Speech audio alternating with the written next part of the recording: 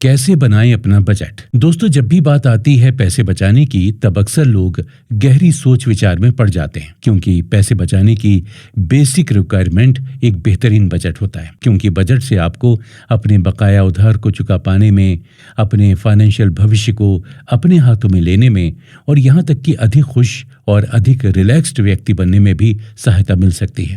आपकी सिचुएशंस के आधार पर यह भी हो सकता है कि एक उचित बजट द्वारा आपको खर्च कम करने की जरूरत ही ना पड़े। उसकी जगह आपको हो सकता है कि अधिक स्ट्रॉन्ग फाइनेंशियल डिसीजंस लेने हो सकते हैं। ये बजटिंग का पहला नियम है और सच कहें तो एकमात्र नियम है। अपने ही बनाए हुए बजट के बाहर खर्चे करना आसान और बहुत ही आम बात है। बेशक पहले आपने उस बजट को मेंटेन करने के लिए कितनी भी मेहनत की हो, लेकिन कभी ना कभी ये बजट टूट ही जाता है। बात तो काफी आसान लगती है, मगर बजट को पार कर जाना आसान नहीं होता, चाहे आपने पहले से उसे बनाकर रखा भी हो। अपनी खर्च करने की आदतों का ध्यान रखिए और इस पर भी कि आपका पैसा कहाँ जा रहा है। पिछले बिल, बैंक और क्रेडिट कार्ड्स के स्टेटमेंट्स और दूसरी रसीदें इकट्ठा कर लीजिए, जिनसे आप एक सही एस्टिमेट लगा सकें कि आप हर महीने कितना खर्च करते हैं। फाइनेंस के क्षेत्र में निजी फाइनेंस सॉफ्टवेयर तेजी से एक नया ट्रेंड बनता जा रहा है। इन प्रोग्राम्स में बजट बनाने के बिल्ट इन टूल्स होते हैं जो आपको अपनी पसंद का बजट बनाने में सहायता कर सकते हैं, तथा साथ ही ऐसी एनालिटिक्स भी दे सकते हैं जिनसे आप अपने भविष्य के कैश फ्लो का अंदाजा लगा सकें और अपने खर्च करने की आदत को और भी बेहतर समझ सकें। क्या आपका कोई फिक्स्ड वेतन है जहां आपको पता चलता है कि आपको प्रति माह या प्रति सप्ताह घर ले जाने के लिए कितना मिलता है? क्या आप फ्रीलांसर हैं जिसका वेतन हर महीने बदलता रहता है? एक साल का विवरण लिख लेने से आपको अपनी औसत मासिक आय का अंदाजा लगाने में सहायता मिल सकती है। अगर आप कोई स्वतंत्र कॉन्ट्रैक्टर या फ्रीलांसर हैं, तब ये ध्यान रखिएगा कि आप जो घर ले जाते हैं उसको आपकी आय नहीं कहा जा सकता।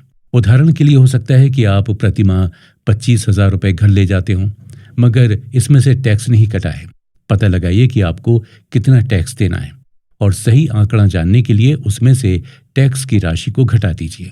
अगर आप वेतन पाने वाले कर्मचारी हैं, तब संभावित टैक्स रिफंड को अपनी कुल आय में मत जोड़ लीजिएगा। आपकी मासिक आय में केवल वही दिखना चाहिए जो आपको टैक्स काटने के बाद मिलता है। अगर आपको टैक्स रिफंड मिल ही जाता है, तब आप उसके साथ जो चाहे वो कर सकते हैं, और अगर नहीं मिलता है तब आपको उसकी चिंता करने की जरूरत नहीं है।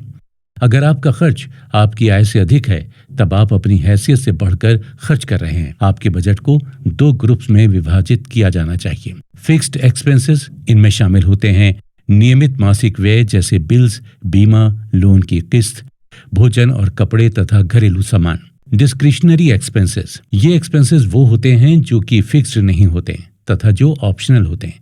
इसमें बचत, मनोरंजन, छुट्टियों का फंड तथा अन्य एक्सपेंसेस शामिल होते हैं। पैसे बचाने के ऐसे भी तरीके हैं जिनसे टैक्स लाभ मिल सकते हैं। कुछ धाराओं के अंतर्गत कुछ विशेष प्रकार के निवेश होते हैं जिनमें पैसे बचाकर आप टैक्स में कमी ला सकते हैं। कुछ कंपनी ऐसी भी हैं जो आपके रिटायरमेंट कंट्रीब्यूशन को मैच कराती हैं, जिससे आपकी बचत और भी अधिक हो जाती है। आपको बड़े खर्च को कम करना सबसे बुरा लग सकता है, मगर बजट के अंदर रहने का ये सबसे आसान तरीका होता है।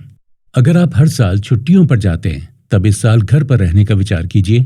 अगर आप किसी महंगी सर्विस या प्रोडक्ट का आनंद लेते हैं, तब उसे पहचान कर उस खर्च को कम करने की कोशिश कीजिए। अगर आप साप्ताहिक मसाज करवाते हैं या आपको महंगी वाइन का शौक है, तब अपने इन शौकों की फ्रीक्वेंसी को कम कर दीजिए, ताकि आप इन पर महीने या 2 महीने में एक बार ही खर्च करें। जेनेरिक ब्रांड्स का इस्तेमाल करके और अधिकतर घर पर ही खाना खाकर आप छोटे छोटे खर्चों से भी बचत कर सकते हैं। कोशिश कीजिए कि सप्ताह में 1 या 2 बार से अधिक बाहर खाना ना खाएं। कुछ समय के लिए किसी सस्ते फोन प्लान पर स्विच करके, अपने टेलीविजन के पैकेज को कम करके या अपने घर की एनर्जी एफिशिएंसी को सुधार कर देखिए कि क्या आप अपने फिक्स्ड खर्चों को कम कर सकते हैं।